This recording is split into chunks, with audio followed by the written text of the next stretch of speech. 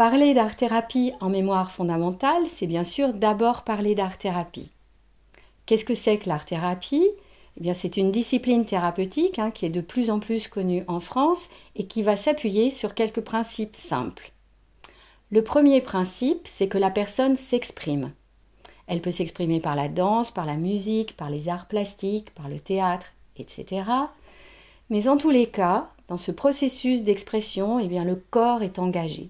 Et cet engagement du corps, il est important. Pourquoi ? Eh bien, parce qu'en fait, on va essayer de dégager le mental et de faire que l'expression soit la plus spontanée possible. Grâce à cette expression, il y a réalisation d'une production. Une production sur laquelle l'art-thérapeute n'a pas de jugement de valeur. Ce n'est pas la qualité de la production qui est importante, comme dans un atelier artistique. L'important, c'est que la production ait des effets. Alors ces effets, ils peuvent être plus ou moins immédiats. Il peut y avoir des effets de bien-être, par exemple le soulagement d'une douleur pour une personne qui est malade ou qui est handicapée. Il peut y avoir aussi un mieux-être psychique comme physique. Et puis aussi, bien sûr, la personne peut retrouver l'estime de soi, la confiance en soi, comme une personne âgée par exemple, qui voit ses capacités diminuer, ou comme un enfant qui est dévalorisé à l'école, ou bien comme une personne qui subit des effets négatifs dans son travail. Ces effets, ils permettent à la personne de connaître donc une évolution favorable. Et l'important, c'est que cette évolution, elle soit véritablement en rapport avec ses besoins ou avec la demande qu'elle a formulée dès la première séance. À ces raisins, ce que j'utilise principalement, ce sont les arts plastiques. D'abord parce que moi-même je suis peintre et que ce sont des moyens et c'est une forme d'expression que je connais très bien. Il m'arrive aussi d'utiliser la poésie, l'écriture, parce que j'aime aussi cette forme d'expression. Mais dans tous les cas, ce qui se passe, c'est que ces productions, qu'elles soient en art plastique ou en écriture, eh bien, elles sont visibles, elles sont durables. Et du coup, la personne, eh bien, elle va avoir une révélation de cette réalité de la production. Et on va pouvoir s'appuyer sur cette œuvre concrète pour voir les choses autrement, pour les comprendre différemment. Et peut-être pour trouver des réponses différentes à des questions que la personne se pose et auxquelles elle n'a pas encore trouvé de réponse satisfaisante.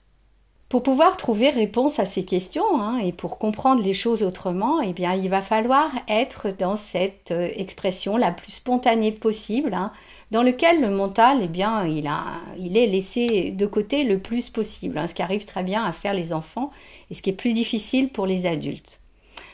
Et afin d'arriver à ce résultat, eh bien, il y a un outil simple qui est la couleur. À Cérézin du Rhône, ça va être un outil essentiel à l'atelier thérapeutique. Pourquoi, me direz-vous ? Eh bien, parce que d'abord, il y a énormément de couleurs possibles qui peuvent permettre à la personne d'exprimer son état, son ressenti, la façon dont elle vit les situations, la façon dont elle est affectée. Vous voyez cette boîte de feutre. Si on met la personne bien en confiance, alors qu'elle a des doutes, qu'elle se dit « mais comment je vais faire ? J'ai pas l'habitude, moi, de ma tristesse, quelle couleur est là, je n'en sais rien. Comment je vais pouvoir choisir ?» Eh bien, on lui dit que le corps, lui, sait très bien à quelle couleur cela correspond et le processus peut s'enclencher très rapidement. Là, bien sûr, les couleurs sont limitées, mais il y a une infinité de nuances possibles. Et c'est ça qu'il y a de formidable avec la couleur. C'est qu'en fait, c'est un moyen très subtil et surtout, c'est un moyen très personnalisé. Et c'est comme ça qu'au fil des séances, au fil des productions, eh bien, la personne va donner ce que j'appelle, moi, son référentiel coloré. Mais la couleur, bien sûr, ce n'est pas le seul outil. Quand on utilise les arts plastiques, on va utiliser la peinture, les pastels, l'aquarelle. On va utiliser le sable dans la peinture.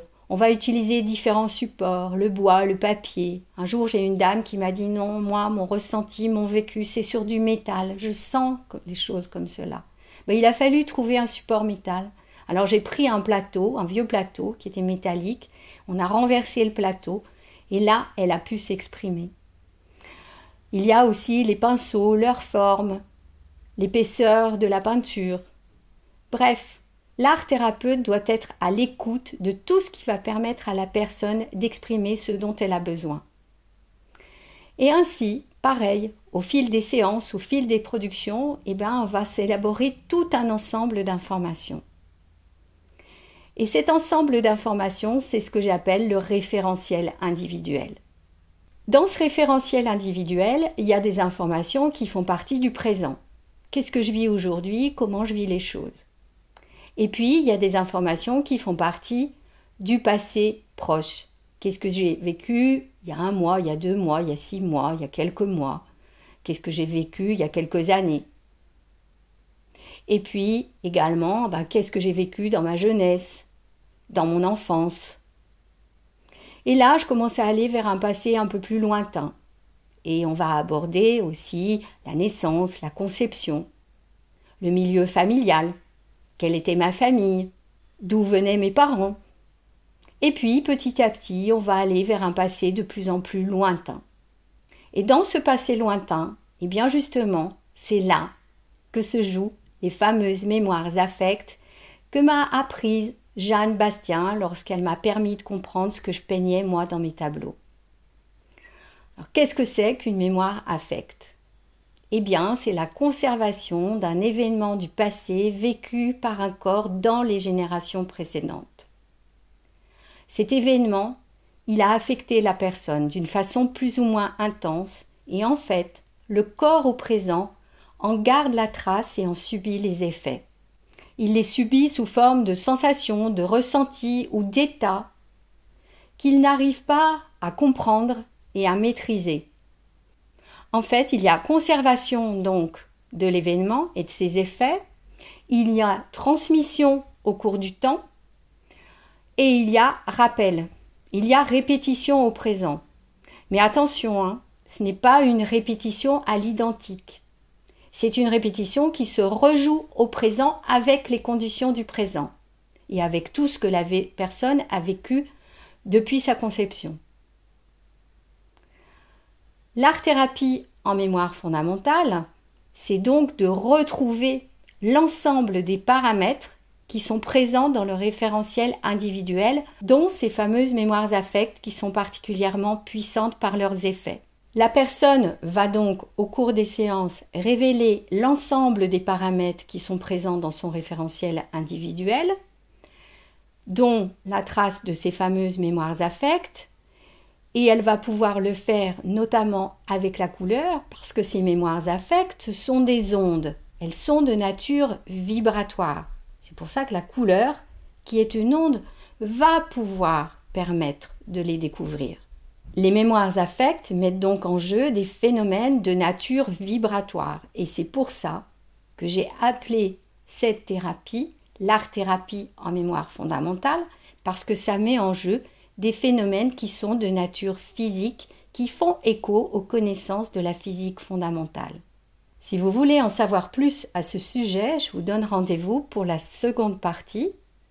Je vous remercie déjà pour votre écoute et je vous dis à bientôt.